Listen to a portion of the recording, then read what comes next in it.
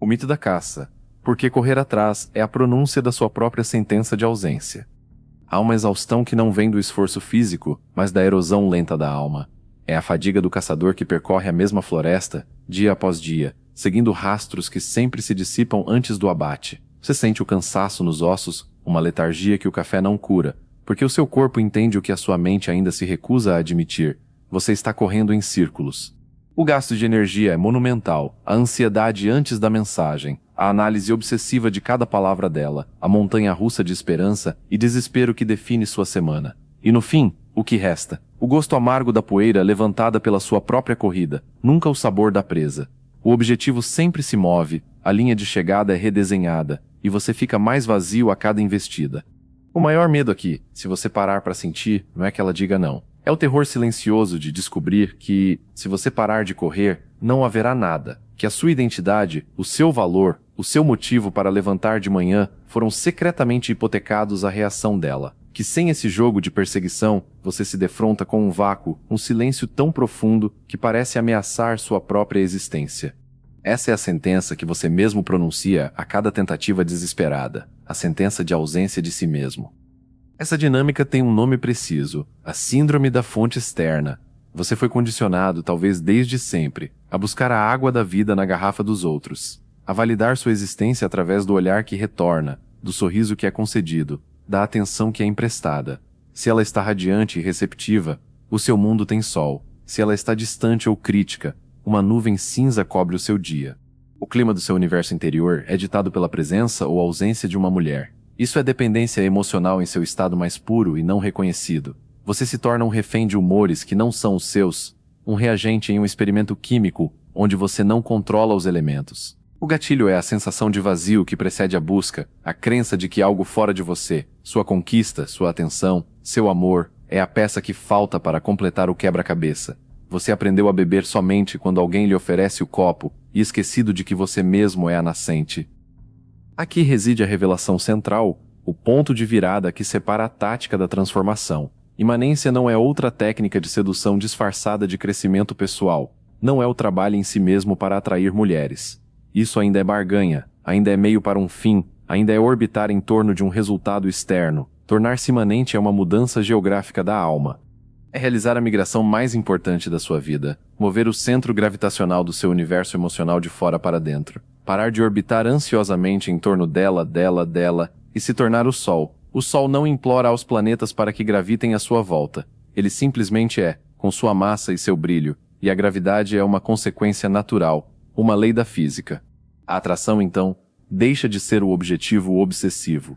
Ela se torna um subproduto, uma reverberação natural da sua presença consolidada. Você não busca ser desejado. Você se torna desejável pelo simples fato de estar tão completo em si mesmo que a presença de outro é um luxo, não uma necessidade.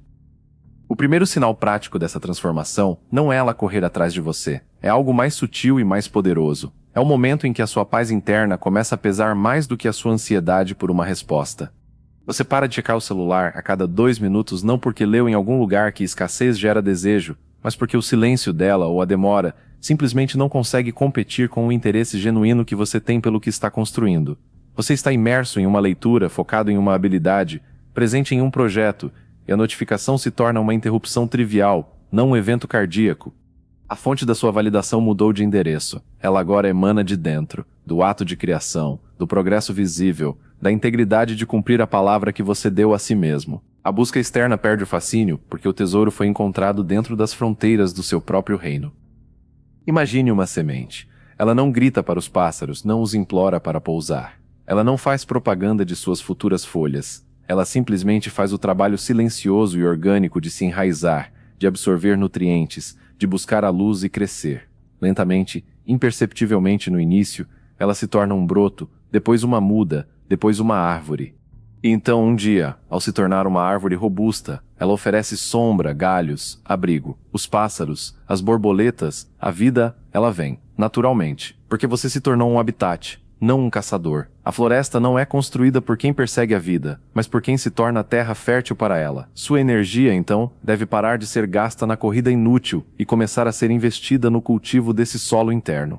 Regue as raízes, não persiga os pássaros. A arte do autoinvestimento é essa. parar de cantar para as aves e começar, silenciosa e decididamente, a crescer árvores. Desmontando o fantoche, os fios invisíveis que fazem você dançar para um público de uma pessoa. Essa postura de perseguidor se manifesta de formas socialmente aceitas, máscaras que você veste achando que são virtudes. A mais comum é a máscara do provedor emocional. Você se coloca à disposição como o ouvido sempre atento, o ombro sempre disponível, o solucionador de problemas emocionais. Você acredita, com uma sinceridade que dói, que essa utilidade, essa bondade, será convertida em atração. É um erro de leitura fundamental do mecanismo do desejo feminino. O que você envia como sinal de valor, ela recebe como evidência de carência. Disponibilidade emocional ilimitada e não solicitada é lida, no nível inconsciente, como falta de opções, e pior, falta de caráter próprio. Um homem com um mundo interior rico, com demandas internas urgentes, não tem tempo ou energia para ser o depósito gratuito das crises alheias. Ele é seletivo.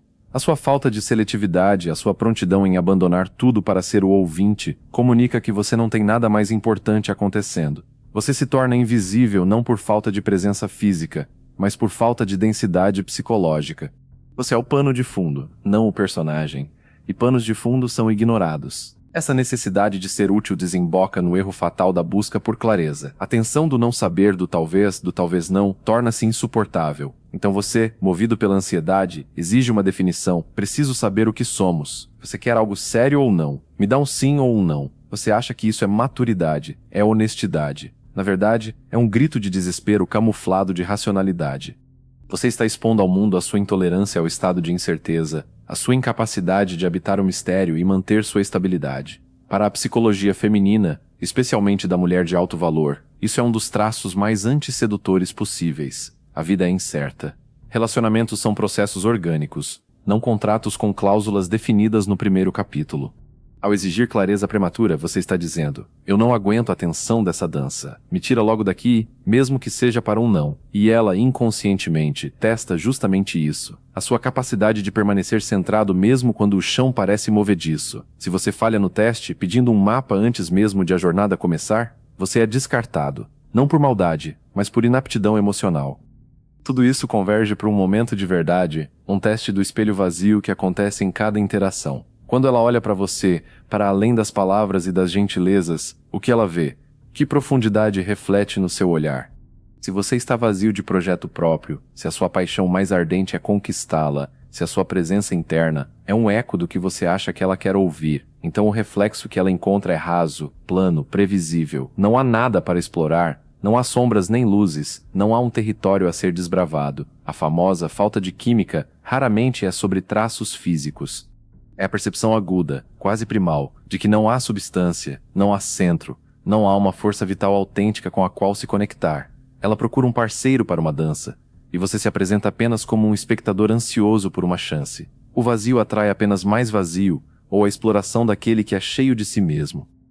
Para iniciar o desmonte desse fantoche, é necessário um treinamento prático e desconfortável. Vamos chamá-lo de dieta da validação. O processo tem 3 etapas. Primeiro, por um dia, torne-se um detetive de sua própria carência. Identifique 3 momentos específicos em que você, consciente ou não, pesca por validação externa. Pode ser postar uma foto com uma legenda que espera likes específicos, enviar uma mensagem desnecessária só para puxar assunto e ver se ela responde, ou mesmo contar uma história de forma a buscar um elogio. Anote. Segundo, escolha um desses comportamentos e abstenha-se conscientemente de praticá-lo. Não poste a foto. Não envie a mensagem. Segure a história. Terceiro, e mais crucial, observe. Fique imóvel e preste atenção à ansiedade física que surge. Onde ela se localiza? Um aperto no peito? Um frio na barriga? Uma agitação nos membros? Anote a sensação, sem julgamento. Não ceda ao impulso.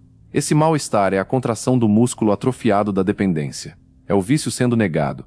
Esse exercício não é sobre ela, é sobre mapear os fios que o prendem. Cada vez que você resiste, um fio se rompe. Pense no seu mundo interno como um lago. Quando você está no modo perseguição, correndo atrás de fontes externas de conforto, é como se você estivesse atirando pedras constantemente nas águas. A superfície fica agitada, turbilhonante, turva. Você não consegue ver o fundo, não consegue discernir o que são pedras e o que são peixes. Tudo é distorção e agitação. A quietude, o ato de parar, de investir em si, de se tornar imanente é o cessar do lançamento de pedras. Aos poucos, a agitação diminui. As partículas de poeira emocional, a ansiedade, a necessidade, o medo começam a assentar. A água se torna translúcida, depois clara. E então, pela primeira vez, você enxerga o fundo. Você vê com clareza quem você é, suas rochas sólidas, valores, sua vegetação subaquática, paixões, seus tesouros esquecidos, potencial. E com essa visão clara de si, você também vê, refletida na superfície tranquila, a imagem nítida de quem está à sua frente. Você deixa de reagir a fantasmas turvos e passa a interagir com realidades discerníveis. A busca atrapalha a visão. A quietude revela o fundo. É na calmaria que você encontra tanto a si mesmo quanto a verdade sobre o outro. A arquitetura da presença, os 3 alicerces que tornam a perseguição um insulto à sua própria grandeza. Uma vez compreendida a armadilha do homem-reação, a questão prática se impõe. Como construir essa imanência? Não é um estado de espírito vago, mas uma arquitetura concreta da presença. Ele pode balançar, mas não naufraga. A mulher, então, não é mais a boia que o mantém à tona, um objeto frágil e externo. Ela se torna um veleiro interessante que pode optar por navegar ao lado do seu navio, atraída pela rota segura e pela força da embarcação que você comanda. Sua estabilidade deixa de ser uma questão dela e passa a ser um fato da sua navegação. Esses 2 pilares internos, fronteira e projeto, devem se encarnar. Eles precisam de uma linguagem física, uma expressão no mundo visível. Esse é o 3º pilar, a linguagem do corpo que fala de outra coisa. Seu corpo não é apenas um conjunto de músculos, é um transmissor constante do seu estado interno. O homem-reação tem uma linguagem corporal que sussurra, quase grita, estou aqui para você. É o corpo inclinado para frente, o olhar fixo e ávido, os gestos rápidos e buscando aprovação, o sorriso constante e sem motivo. O corpo do homem imanente transmite uma mensagem diferente. Estou aqui, ocupado com a excelência do meu próprio existir. É uma postura ereta, mas relaxada, o olhar que observa o ambiente, não que devora uma pessoa. São gestos contidos, vindos de um centro de gravidade baixo e estável. É um ritmo de fala e movimento que não acelera para agradar nem desacelera por insegurança. Ele não está solicitando energia, ele é uma fonte de energia. A mulher lê esse código corporal em milésimos de segundo, de forma inconsciente. Ela não processa racionalmente, ela sente. Ela sente se está diante de um solicitante ou de uma fonte. E biologia mais profunda a atrai para a fonte. A natureza, em sua sabedoria silenciosa, já opera sob essa lógica. Observe uma árvore robusta. O vento sopra, às vezes com força violenta. A árvore não nega o vento.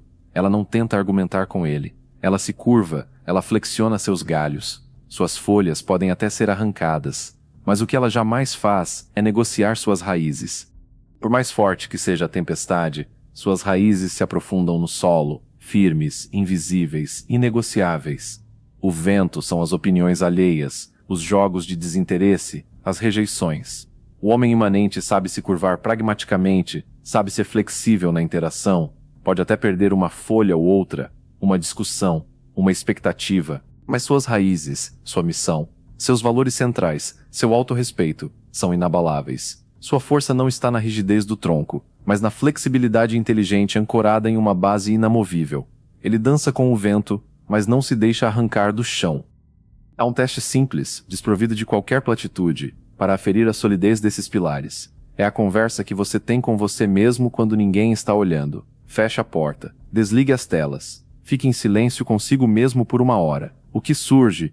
Uma inquietação agonizante, um tédio profundo, uma voz que implora por distração, qualquer distração, para fugir desse vazio. Ou há uma riqueza interna, uma curiosidade, um diálogo interessante, uma sensação de presença que é, por si só, satisfatória. A verdadeira imanência é auditada na solidão. Se a sua própria companhia é algo que você precisa constantemente fugir, através de entretenimento, de pessoas, de busca, então você ainda é um exilado de si mesmo. O homem centrado não precisa de uma plateia para se sentir real. Ele é real para si. A riqueza interna que ele cultiva torna a própria solidão um espaço de abundância, um palácio onde ele reina, e não uma cela onde ele está preso. É a partir desse palácio interno que ele então escolhe, soberanamente, quem recebe como convidado. O paradoxo do magnetismo. Quanto menos você precisa dela, mais ela se pergunta, por que não? Nesse caminho surge uma tentação perigosa, um atalho que parece destino, a busca pela falsa abundância. É a crença de que ter várias opções, conversar com várias mulheres, sair com diferentes pessoas, é a cura para a carência e a materialização da imanência. É um erro sutil e devastador. Pular de interação em interação, de app em app, colecionando matches e encontros, não é trabalho interno, é dispersão externa. A verdadeira abundância não é um número no aplicativo de relacionamentos, é um estado interno de completude. Um homem verdadeiramente abundante pode estar sozinho em sua casa, em paz, e sentir-se pleno. A carência com opções ainda é carência. Só é uma carência mais barulhenta, mais distraída, mais facilmente disfarçada. O vazio interno continua lá, apenas temporariamente preenchido pela adrenalina da novidade e pela validação superficial de novos rostos. Você não se torna uma fonte. Você apenas visita muitos poços, ainda sedentos. O trabalho não é multiplicar as fontes externas, é cavar o seu próprio poço até encontrar a nascente que jorra de dentro. Quando esse trabalho é genuíno, algo contra-intuitivo e poderoso acontece, o efeito do campo reverso. Enquanto o homem-reação emite um campo de necessidade, uma energia de preciso de você para me sentir completo, o homem imanente emite um campo de completude, e a psicologia feminina inconsciente reage a esses campos de forma oposta. O campo da necessidade coloca a mulher no papel de julgadora, de gatekeeper. Ela se sente sob pressão, sob avaliação, e seu mecanismo de defesa e seleção natural se ativa. É como se ela estivesse diante de um pedinte emocional. A compaixão pode surgir, mas a atração, raramente.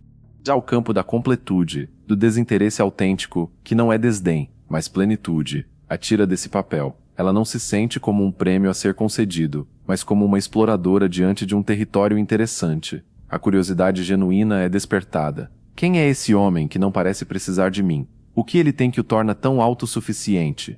O desejo feminino, em sua camada mais profunda, não é ativado pelo manifesto, pelo óbvio, pelo que se suplica. É ativado pelo enigma, pelo território que precisa ser desbravado, pelo mistério de uma força que não busca sua permissão para existir. Você para de caçar, e ao fazer isso, sem querer, aciona nela o próprio mecanismo de caça, a busca por conquistar a atenção daquilo que não está facilmente disponível.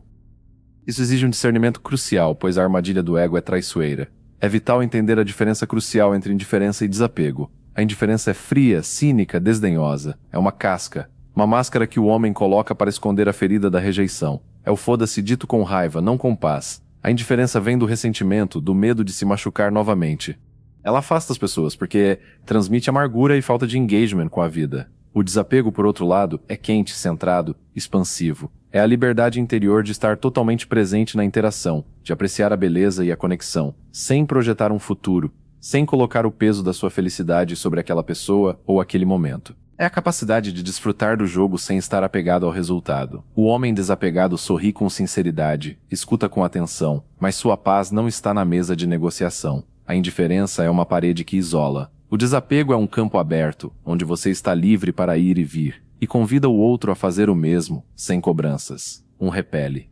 O outro atrai com uma força calma e segura, porque oferece liberdade, não aprisionamento. Para cultivar esse desapego autêntico, há um exercício transformador, o jogo da oferta interna. Ele redefine de onde parte a generosidade. A próxima vez que você estiver prestes a oferecer algo a uma mulher, um elogio substantivo, seu tempo escasso, uma atenção profunda, pause. Antes de direcionar a oferta para fora, faça a si mesmo a pergunta de calibragem. Estou oferecendo isso a mim mesmo primeiro? Você está nutrindo a si mesmo com palavras de autoapreciação? Você está investindo tempo de qualidade em seu próprio crescimento? Você está prestando atenção profunda aos seus próprios desejos e necessidades? A qualidade da energia que você oferece ao mundo é diretamente proporcional à qualidade da energia que você nutre em si. Se você se oferece apenas migalhas de atenção e validação, tudo o que você terá para dar aos outros serão migalhas. E ninguém, especialmente uma mulher de alto valor, se sente atraída por um homem que só tem migalhas para oferecer. Ela busca um banquete, e você só pode servir um banquete se a sua própria cozinha interna estiver farta, se você for o primeiro a se nutrir com excelência. A oferta, então, deixa de ser uma tática de barganha. Te dou isso para que você goste de mim, e se torna um transbordamento natural da sua própria abundância. Estou tão bem que posso compartilhar isso. Esmu, e estou tão bem que posso compartilhar isso. Toda essa dinâmica pode ser encapsulada na metáfora do ímã repousado. Pense em um ímã forte. Ele não corre atrás dos pedaços de ferro. Ele não se agita, não faz propaganda, não suplica. Ele simplesmente é. A sua natureza, a sua composição interna, gera um campo magnético. É uma propriedade imanente. Os pedaços de ferro são atraídos pela lei natural da física, não pela vontade ou esforço do ímã. Tornar-se imanente é esse processo de parar de agitar-se desesperadamente para atrair e, em vez disso, trabalhar na sua própria composição interna. É polarizar-se. É alinhar as suas partículas internas, valores, propósito, autoestima em uma direção coerente e forte. Quando você faz isso, o campo se forma. A atração deixa de ser uma batalha a ser vencida e se torna uma consequência natural, uma lei do seu próprio ser. O esforço é internalizado, focado na construção do ímã. A atração acontece no repouso, não na correria. A força, descobrimos, não está no movimento frenético, mas na quietude potente de quem se tornou, por inteiro, aquilo que é. O assalto das sombras, como os padrões antigos tentarão sequestrar sua nova autoridade e como não ceder. A construção dessa nova fortaleza interna não acontece sem resistência. O velho padrão, o homem-reação, não desaparece pacificamente. Ele é um hábito neural profundo, um fantasma familiar que vai tentar, em momentos de vulnerabilidade, reassumir o controle. O primeiro e mais óbvio sinal de que você está regredindo é a volta da interpretação compulsiva. Você havia conquistado a paz de não dissecar cada mensagem. De repente encontra-se novamente analisando o tempo de resposta, o tom de um áudio, a escolha de um emoji, a ausência de um ponto final. Esse é o indicador claro de que o centro gravitacional do seu universo está, lentamente, migrando de volta para fora. Você está tentando decifrar um código externo para entender o seu próprio valor. A imanência, no entanto, vive no significado que você atribui à sua própria vida, aos seus próprios atos, não na criptografia dos sinais dela. Cada minuto gasto nessa análise é um minuto roubado da construção do seu reino. É o fantoche tentando pegar os fios que você cortou, e sua mente, por comodidade com o conhecido, começa a entregá-los. Essa regressão será testada de forma prática e crua. O teste da disponibilidade ilimitada é clássico e decisivo. Depois de um período de silêncio seu, não um jogo, mas um foco genuíno em seus pilares, ela reaparece. Um simples "oi", sumido, no seu celular.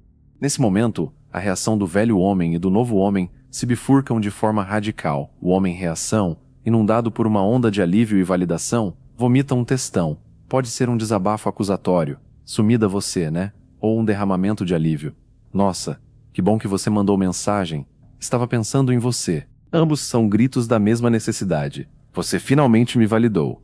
O homem imanente, por outro lado, responde com calibragem emocional. Ele não ignora. Isso seria indiferença, não desapego. Ele responde de forma oportuna, mas com uma energia não premiosa. A resposta pode ser leve, até divertida, mas não carrega a ânsia da validação. Ela comunica, subliminarmente: vejo sua mensagem. Você é bem-vinda ao meu mundo, que continua girando, mas agora as portas de entrada são essas minhas novas condições. Ele não entrega as chaves do reino por um simples "oi". Ele mantém a porta aberta, mas a soberania intacta. Paralelamente, surge uma armadilha mais sutil e vaidosa, a armadilha do "agora vou mostrar meu valor". Após algumas semanas de foco interno, você se sente mais forte, mais centrado. E então um pensamento sorrateiro aparece: agora estou pronto. Agora vou voltar lá e ela vai ver a diferença. Isso é performance, não transformação. Você está usando o crescimento como uma arma para obter uma reação específica, para coletar uma validação que, supostamente, não precisaria mais. É o ego sequestrando a jornada. A verdadeira mudança é tão orgânica, tão integrada, que você nem percebe que está mostrando algo. Você simplesmente é diferente. A sua preocupação deixa de ser "ela viu" e passa a ser "estou vivendo de acordo com o que construí"? A necessidade de exibir a transformação é o último suspiro da necessidade de validação externa. Quando a transformação é real, ela é seu novo estado natural, e a plateia se torna irrelevante. Para esses momentos de fraqueza, onde o impulso antigo ameaça vencer, é necessário um método simples de emergência: o protocolo do observador. Quando a ansiedade de correr atrás, de enviar a mensagem desesperada, de exigir clareza, começar a apertar o seu peito, você não age. Você observa. Primeiro, pare fisicamente. Se estiver caminhando, pare. Se estiver com o celular na mão, coloque-o de lado. Segundo, direcione sua atenção para dentro do corpo. Onde essa ansiedade se localiza? É um aperto no externo Um nó no estômago, um calor no rosto. Identifique a sensação física com precisão clínica. Terceiro, nomeia com distância. Esta é a ansiedade do homem-reação. Esta é a dor do padrão antigo tentando sobreviver. Você não é a ansiedade, você é a consciência que a observa. Quarto, respire direcionando o ar para essa parte do corpo. Não para dissipar a sensação com força, mas para aceitar sua presença sem se fundir a ela. Esse protocolo separa você do impulso. Entre o estímulo, a ansiedade, e a resposta, a ação desesperada, ele cria um espaço de liberdade. Nesse espaço, você pode escolher não alimentar o fantasma. Nesse contexto, é preciso reenquadrar totalmente o significado do seu silêncio e da sua ausência. A linguagem da fortaleza silenciosa não é uma arma voltada para fora, mas uma proteção voltada para dentro. Seu silêncio, sua decisão de não contatar, não é uma punição calculada para fazê-la sentir falta. Essa seria apenas outra jogada no velho jogo, ainda que mais sofisticada. Seu silêncio é o tempo e o espaço sagrados que você precisa para reafirmar seus alicerces, para reconectar-se com seu projeto, para lembrar-se de que a sua paz e o seu valor não são moedas de troca em nenhuma negociação afetiva. É o ato de guardar a fronteira. Cada dia de silêncio centrado é um tijolo a mais no muro da sua soberania emocional. Quando você entende isso, o não contato deixa de ser uma tática de sedução e se torna um ritual de fidelidade a si mesmo. Você não está fazendo isso para ela. Está fazendo isso por você. E essa é a única motivação que não corrói a imanência, porque a reforça.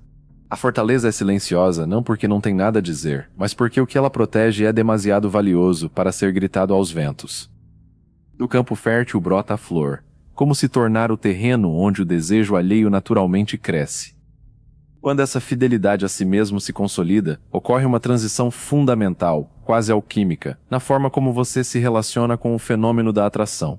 É a transição do phaser para o ser. Durante toda a fase de perseguição e mesmo nas primeiras tentativas de mudança, sua abordagem era uma lista de ações. Fazer-se misterioso, fazer-se desafiador, fazer-se ocupado. Era a execução de uma técnica, uma performance consciente e desgastante. Agora, essa dinâmica se dissolve. Você para de executar e começa a emanar. A atração deixa de ser algo que você conquista através de uma série de movimentos estratégicos e passa a ser uma resposta natural e orgânica ao que você é.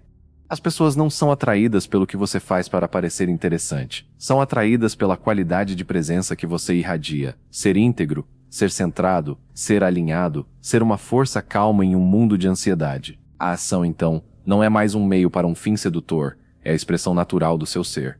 Você não flerta.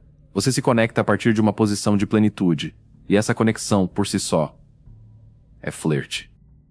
Esse novo patamar exige que você abandone uma antiga compulsão, o erro de monitorar os resultados. Enquanto você estava no modo tático, era natural perguntar: está funcionando?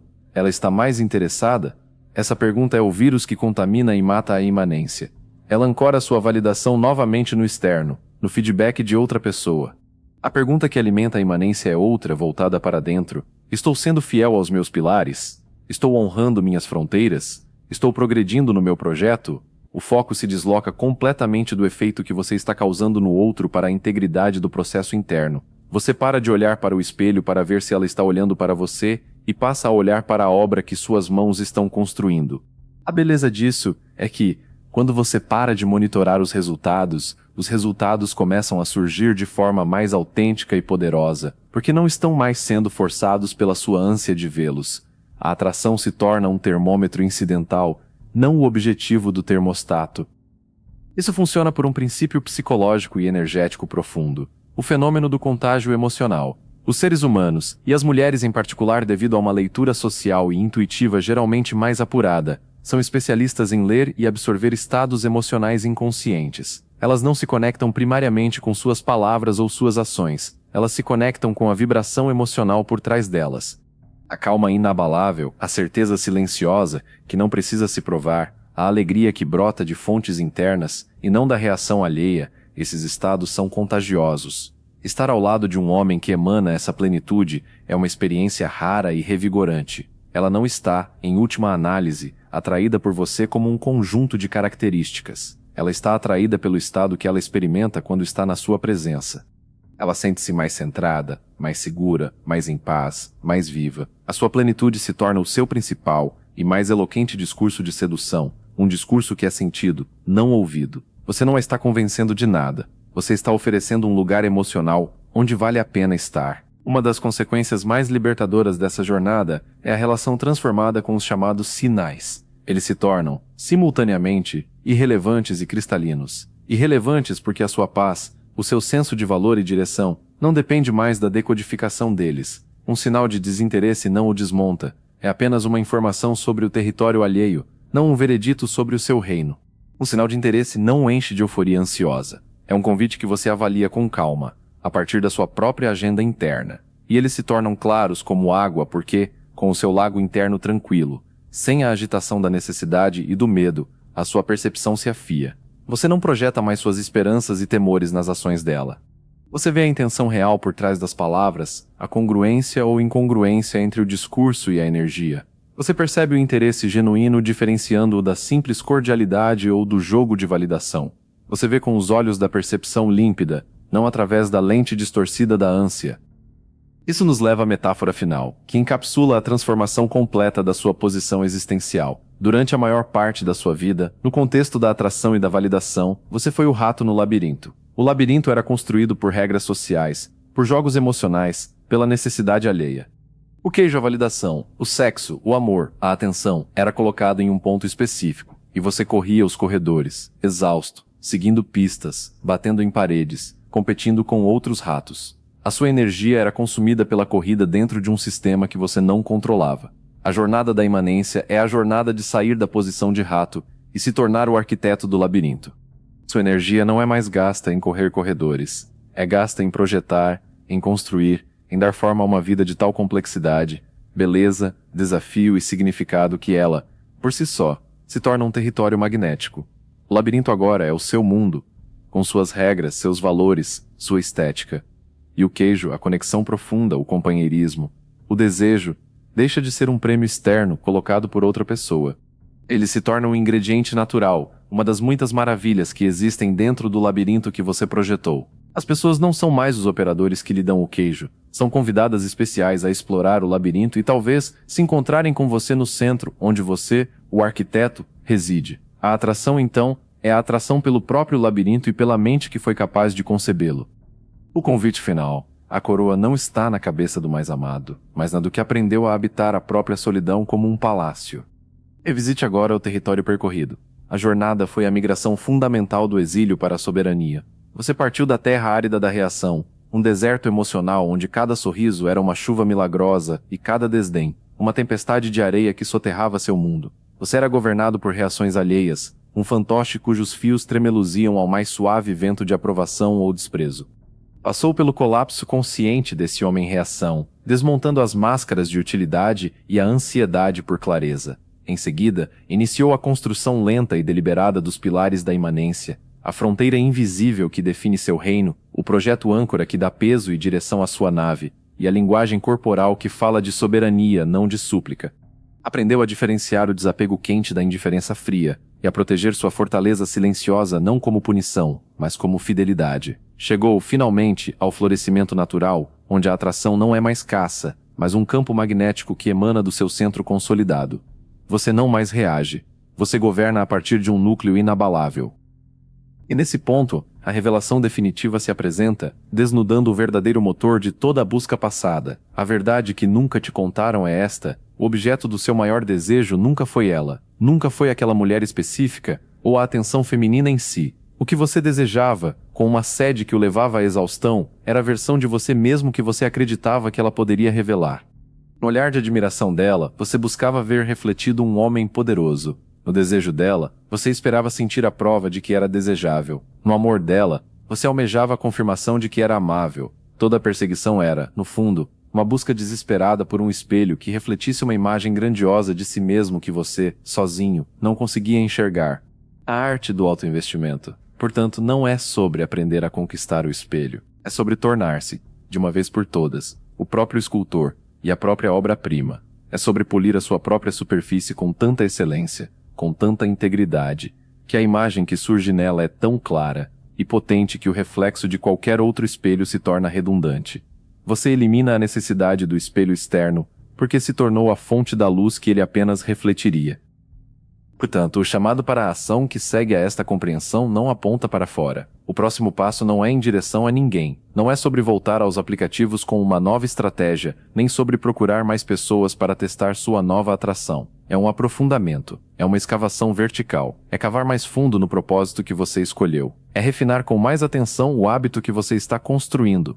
É honrar com mais rigor o limite que você traçou. É essa atração vertical, o movimento para dentro e para cima, em direção à sua própria excelência e à sua própria consciência, que precede e gera toda a atração horizontal. Quando você se move verticalmente, você aumenta a sua massa, a sua gravidade. E coisas de massa menor começam, por lei natural, a orbitar ao seu redor. O trabalho é sempre interno. A direção é sempre profunda. Entenda, porém, que essa imanência não é um destino com uma linha de chegada e uma festa de celebração. Imanência é um modo de caminhar. É uma prática diária, uma disciplina do centro. Haverá dias de ventania forte, de dúvidas, de tentações onde os velhos fios parecerão sedutores. A maestria não está em nunca ser abalado, está em notar o deslocamento mais rápido. Está em, ao perceber que começou a orbitar um externo novamente, retornar com gentileza e firmeza ao seu eixo. Cada retorno é um fortalecimento. O caminho não é reto, é uma espiral que sempre retorna ao centro, mas em um nível de consciência mais alto a cada volta. A coroa não é um objeto que você encontra, é a postura que você adota ao escolher, repetidamente, governar a si mesmo. Agora, olhe para a força. Ela não está mais lá fora, na forma de um corpo desejado ou de uma aprovação concedida. Não está nos braços de alguém nem nos olhares de admiração de uma plateia. Ela está no silêncio que você agora ouve dentro de si. Aquele silêncio que antes era aterrador, que você fugia através de toda forma de ruído e perseguição. Esse mesmo silêncio agora tem uma densidade diferente. Ele é pesado, não de tristeza, mas de presença. Ele é vasto, não de vazio, mas de potencial. Ele tem a densidade silenciosa de um continente. É um solo firme sobre o qual você pode construir qualquer coisa. Esse silêncio é o seu novo nome. É a assinatura do homem que parou de correr atrás e começou a habitar a si mesmo. Ele é o fim da perseguição e o início do reinado. A partir deste momento, qualquer passo que você der, qualquer palavra que disser, qualquer projeto que iniciar, deve nascer desse silêncio. Ele é sua nova capital. Ele é seu trono. Viva a partir dele.